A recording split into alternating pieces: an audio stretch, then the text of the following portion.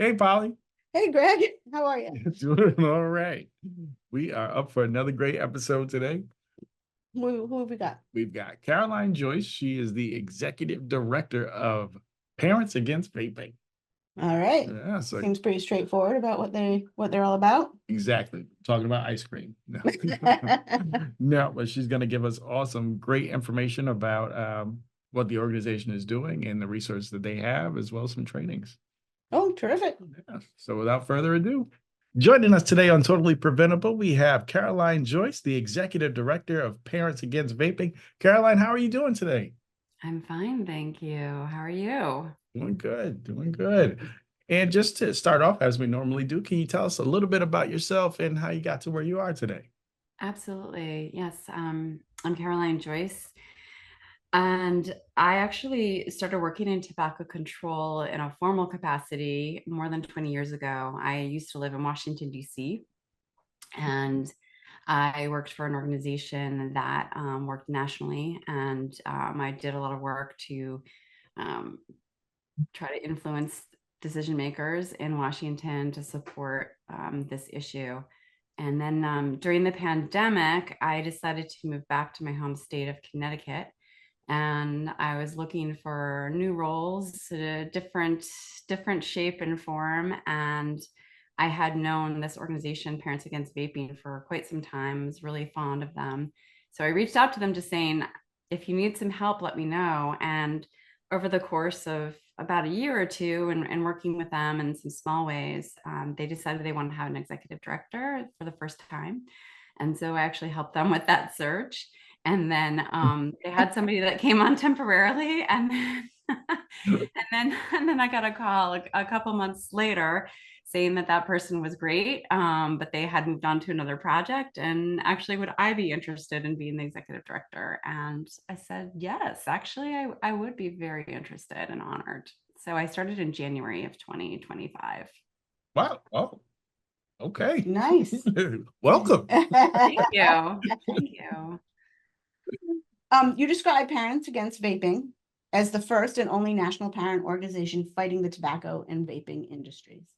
Can you walk us through the pivotal moment or story that inspired this creation? Absolutely. I love telling this story. It's pretty fascinating. So there actually are three original co-founders, Meredith Berkman, Dorian Furman, and Dina Alessi. And they knew each other through their children going to a school together. They were teenage children. And one day, one of their kids came home and told them we had this talk about addiction in our class, and our teachers were there. And then the teachers left the room, and the addiction specialist continued to talk to us and talk to us about how there was this product called Juul, and how Juul was actually completely safe. It was something that was a great alternative to smoking, and it was something that they should try. And pretty jaw dropping.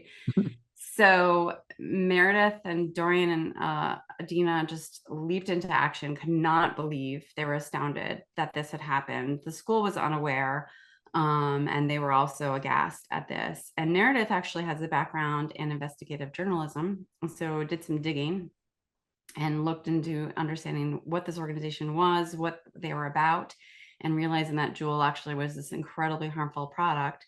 And then also, to their dismay, all three of these mothers just figured out that their kids actually were also vaping and using them, and they were incredibly popular. So they became almost accidental advocates, if you will, and started getting more and more immersed in this issue, understanding just how nefarious the industry had been toward addicting and targeting their kids. And they, discovered they were incredibly effective advocates for it, and started this organization. If there's two people I never want to annoy, it's a mother and an investigative journalist. Never want to annoy them. No. As a grassroots community of passionate parents and concerned individuals, how do you maintain a cohesive national presence while also acknowledging the unique needs of different regions or parent groups? Yeah, that's such a great question.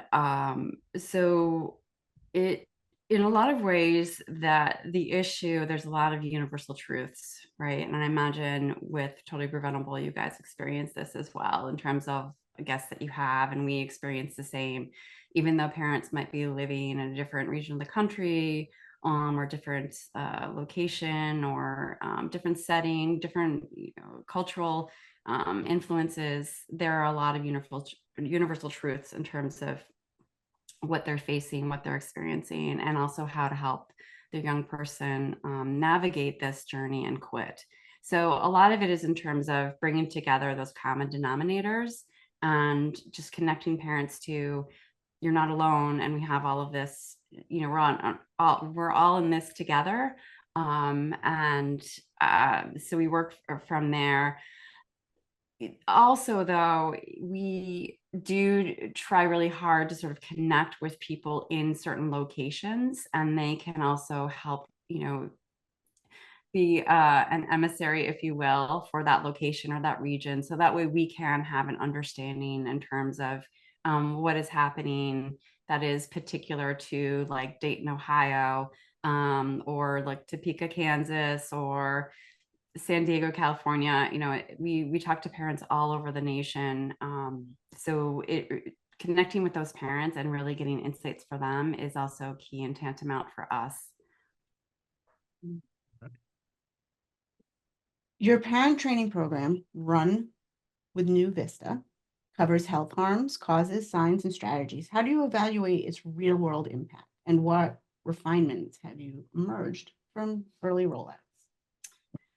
Yes, I love this question because in my previous role, I worked a lot with some incredible researchers that are fastidious about research and evaluation. So as with many nonprofits, our research, we want it to be a lot more robust. So we're working on building up our evaluation capabilities and understanding our analysis. And honestly, right now, what really drives us is the feedback, the input, the guidance that we get from parents in terms of how this issue is moving. And so it keeps us pretty nimble in a lot of ways. The issue is so fast moving and fast changing in terms of what's happening with vaping and the backdrop and the landscape of not only in terms of the products, which are changing all the time, but also how youth are using them, how youth are responding, how they're marketed to them, and then also in terms of how they're able to quit and what's happening in our society. And in terms of, because youth, use these as a coping mechanism to deal with the stresses of it. So it is a very fast moving issue. Not to say we would love to have more evaluation, research, and understanding, but we really do try to follow in terms of where parents are struggling, and how we can support them in that struggle. I will say that we're really proud to share that we are actually now part of a couple of research studies, some clinical trials that are happening through some organizations and some academic institutions that are getting some grants, some federal grants.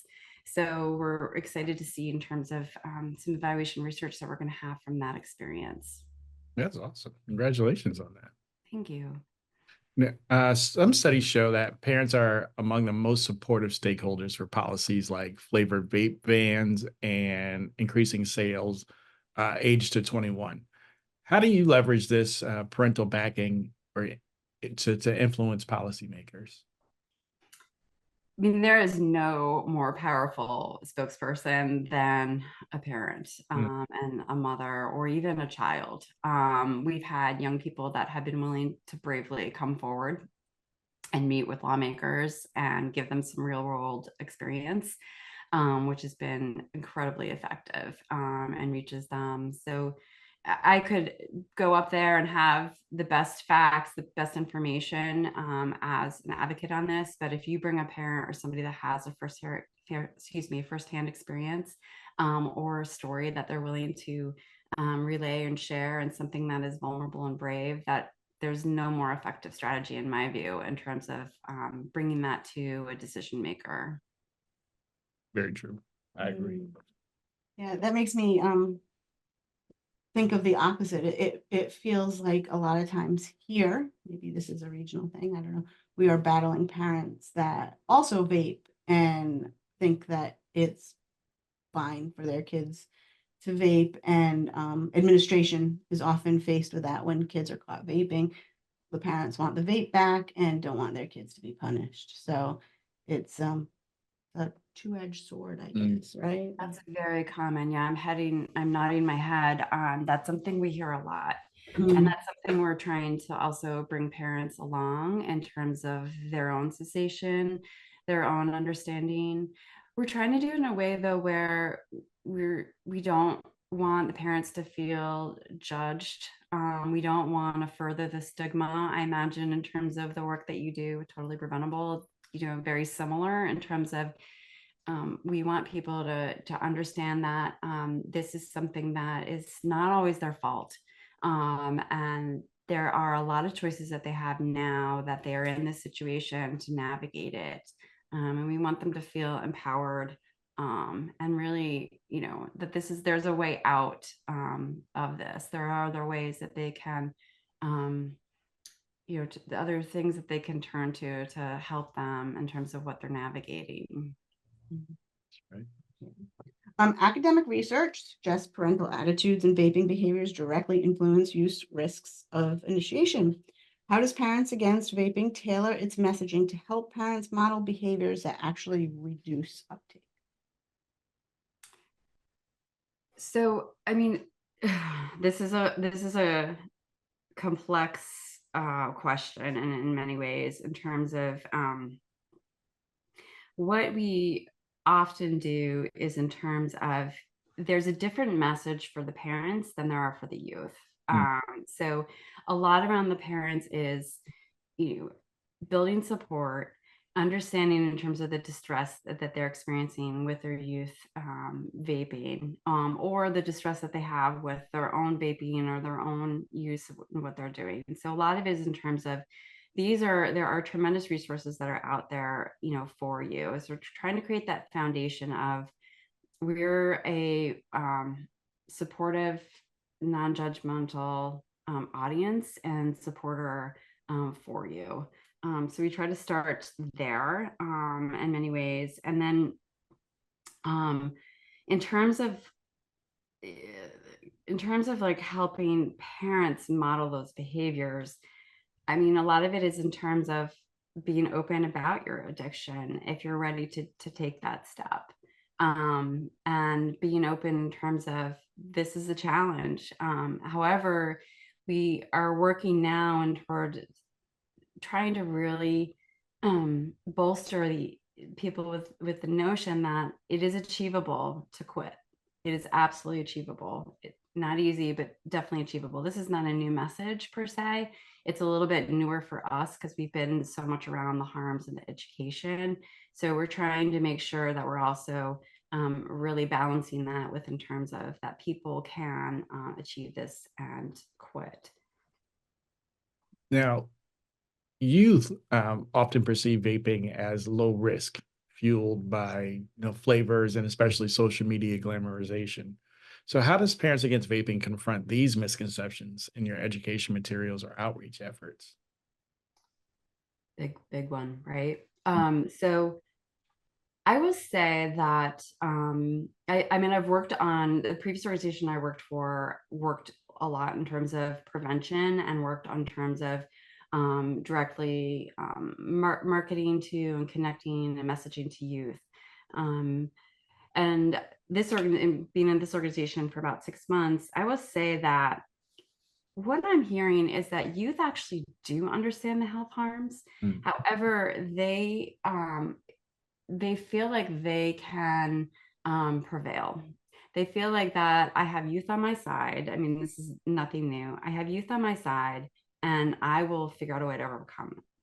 What does register with them is in terms of when they understand that they're being manipulated, that they are being controlled, that this is an industry that is insidious in terms of how it treats the environment, how it treats humans. We have a program called Vapes Are Trash, and this looks at and examines in terms of actually how vapes are hazardous waste material. Mhm. They're actually hazardous before they're waste, but then also when they're used and it's time to dispose of it, there is really no safe disposal of these products. They have a lithium battery, they have many harmful contaminants, many lethal contaminants, and many toxic contaminants. So when you start to convey in terms of this is an industry and the harm that's being done to the planet, or when people have to in other countries are having to mine for the lithium that goes into these batteries, and the conditions that they are having to work under, this gets their attention. They don't like that impact. They don't like in terms of they want to be a really conscious consumer. And so this is where it starts to register and give pause. So it's strangely approaching it with these impacts in terms of its environmental or human rights and labor, that actually can be an effective intervention and almost a gateway to, sorry for the use of that term, but a gateway towards cessation. Hmm. Which, hopefully, many of our partner organizations are using this as well in terms of connecting them to the environmental impact, which is very real.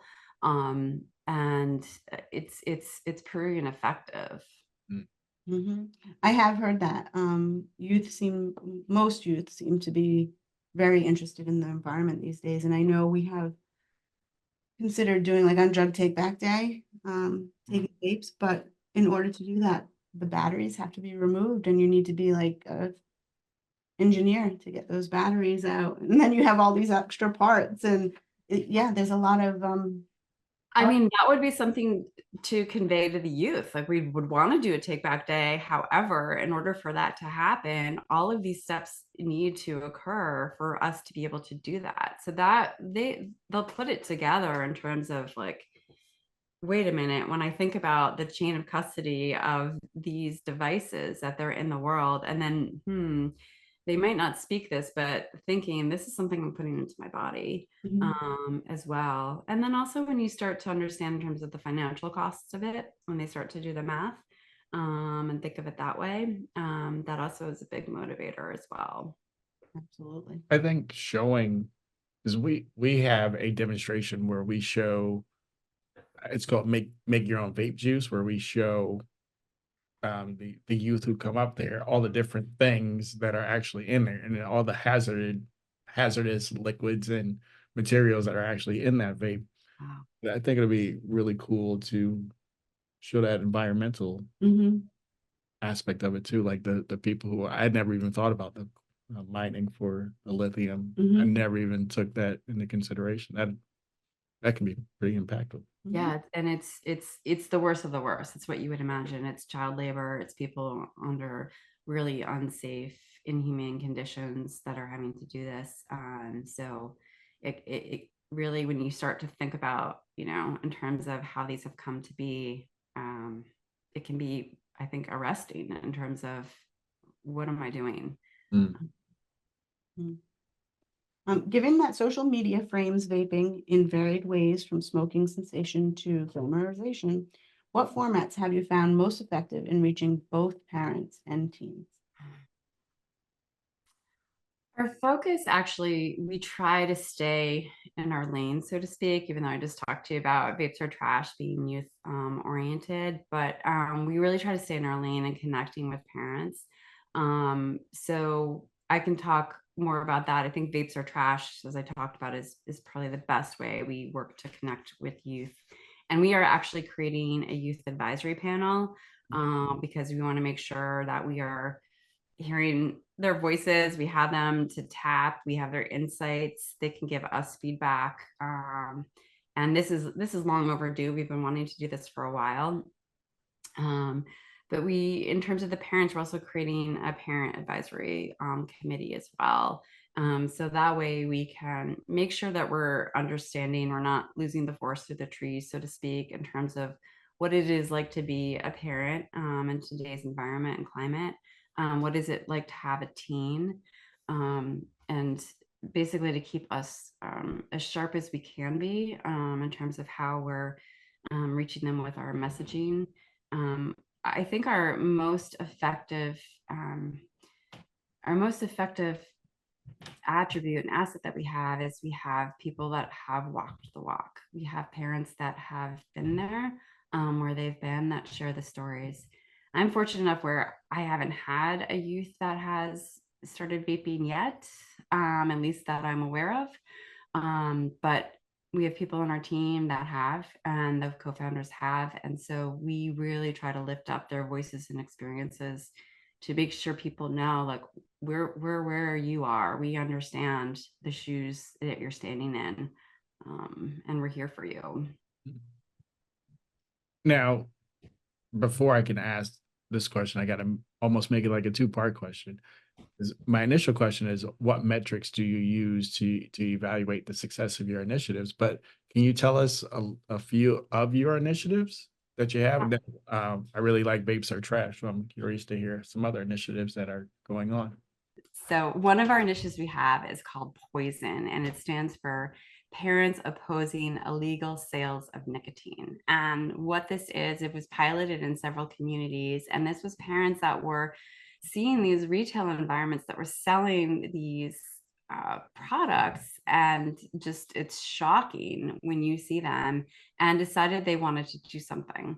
So we have some strategies in terms of parents can take. A lot of it is, and none of it includes going into the shopkeeper and confronting them directly. A lot of it includes in terms of working with people that are in charge of the licensing for the retailer, or if there isn't, or if there aren't licensing protocols in place or laws that would help prevent illegal and youth sales, it's going to your lawmaker to say, these are available in the shop, and youth are able to get them pretty easily and readily. So we've had a lot of success with that campaign as well. Our other initiatives really are around, in terms of the webinar discussions that we have in terms of supporting parents. We have a series called Clear the Vapor Conversations, and we bring in experts from a variety of backgrounds to just talk in terms of openly and with understanding and compassion, but also in terms to help inform and empower parents and caregivers about what's happening with vaping and what they can do as they're navigating this journey. Thanks for sharing those. Many parents struggle to find vaping-specific addiction treatments for teens. How does Parents Against Vaping support families navigate this void? We hear from a lot of parents on definitely a weekly basis, people that are in crisis. So we take on a variety of roles on this. In a lot of ways, we see it almost like we have a triage in terms of handling parents. So parents that come to us that are in really severe crisis, we work to connect them with clinicians and experts and addiction specialists. We actually have a person on our team, on our staff now. Her name's Lori, and she's incredible.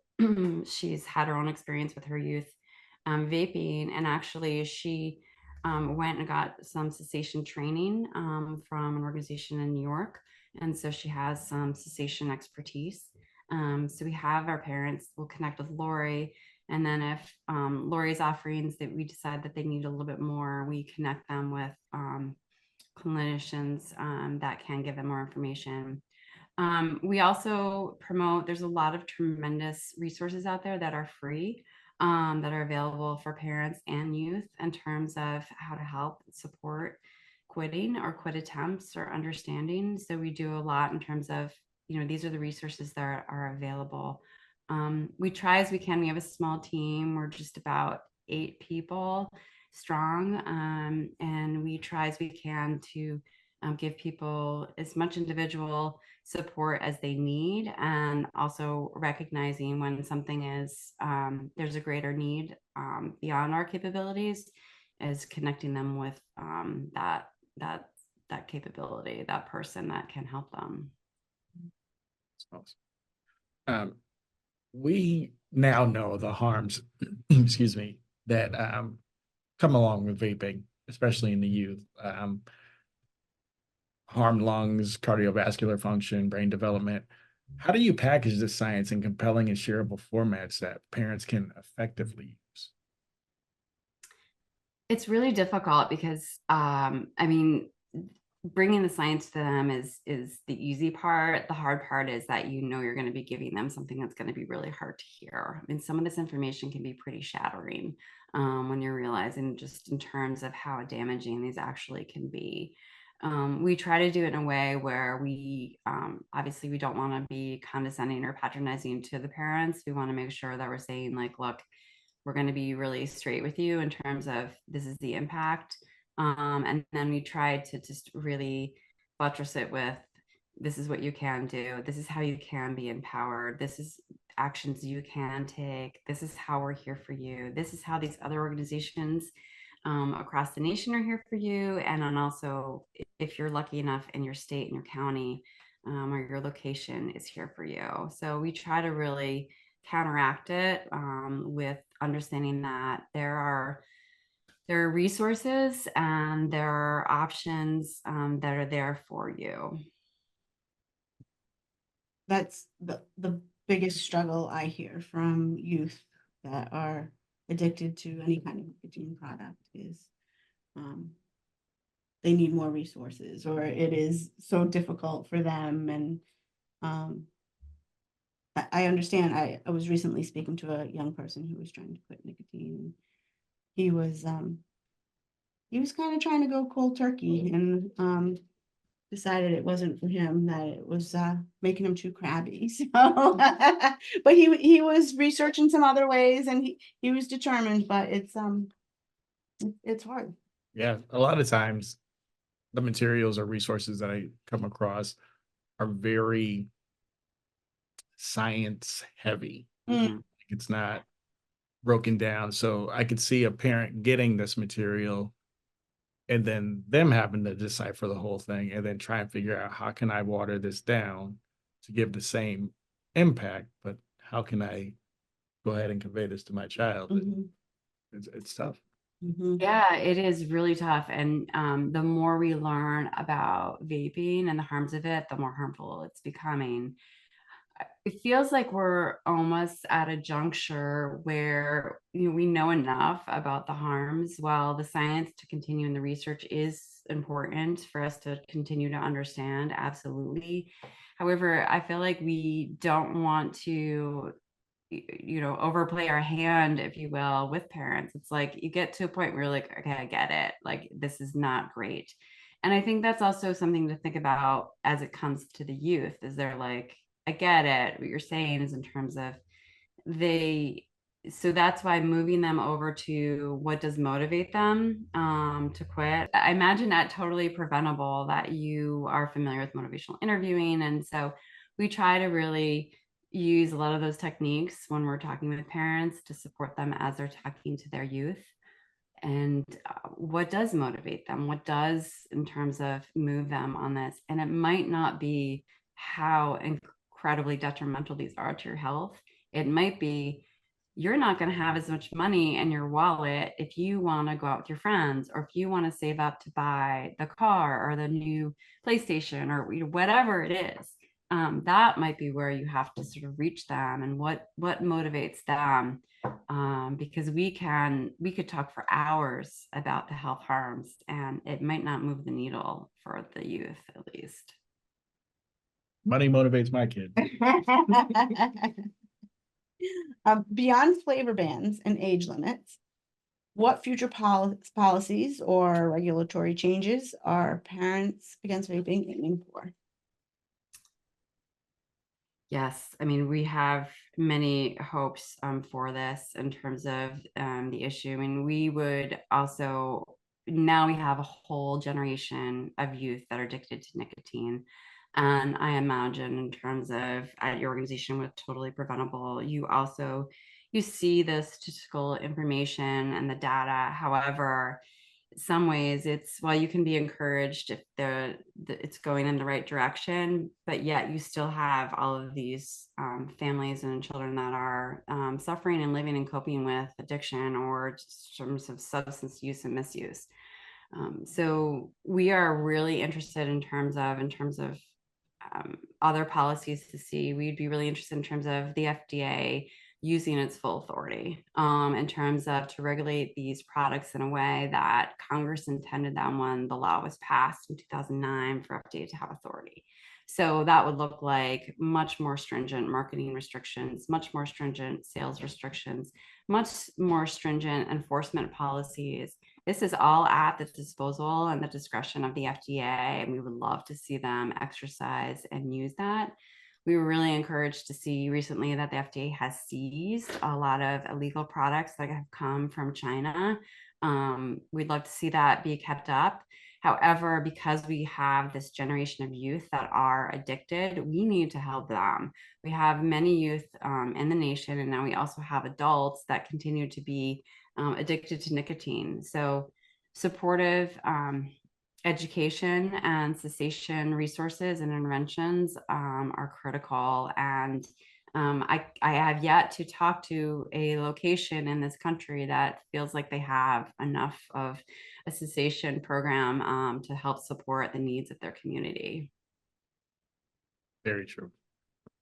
And to piggyback off of that question, looking ahead, what does success look like for Parents Against Vaping in the next 5 years? And how can our listeners and viewers support that mission?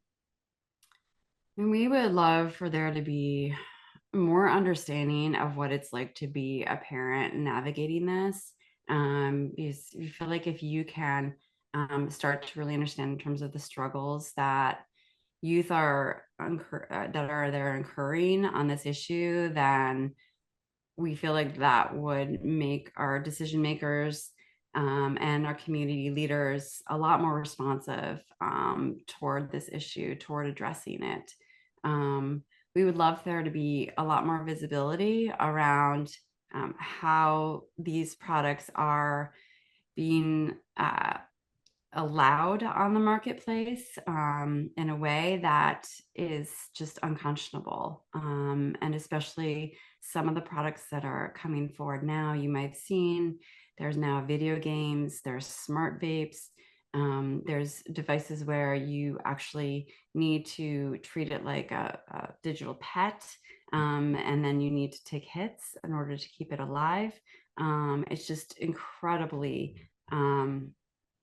just nefarious in terms of how these are designed and how predatory they are towards our youth. So we need a lot more visibility in terms of what actually is happening. And then we'd also, again, I'm repeating myself, but we would love to see there to be the full force of the authority that FDA has and other entities have to help restrict the sales, to help prevent youth from using them. And then if youth are using them, to use your Juul settlement funds toward helping the youth that did get addicted to these products, use it in the way that was intended. If we have parents that have been listening that want to learn more about Parents Against Vaping, how should they reach out to you? Yes, please. We would love to hear from you. Please visit our website, parentsagainstvaping.org. We have an incredibly supportive staff. So if you send us an email at info@parentsagainstvaping.org, we have somebody that respond to you usually within 24 hours or less, regardless of what your question, your inquiry is. So we are here for you, and we want to hear from parents, and we are here we exist to help support parents in this struggle. This has been great. This is really good. I'm so happy that you took the time out to educate us and our listeners and viewers, and really appreciate all the hard work that you're doing over there at Parents Against Vaping. Thank you so much. Thank you both. And thank you to Totally Preventable for hosting us and bringing attention to this issue. We're really grateful for all you do and your work and all you do to help bring more information and education on this. So thank you. Thank you. Thank you. Great to meet you. Have a great rest of your day. Nice to meet you too. Take care.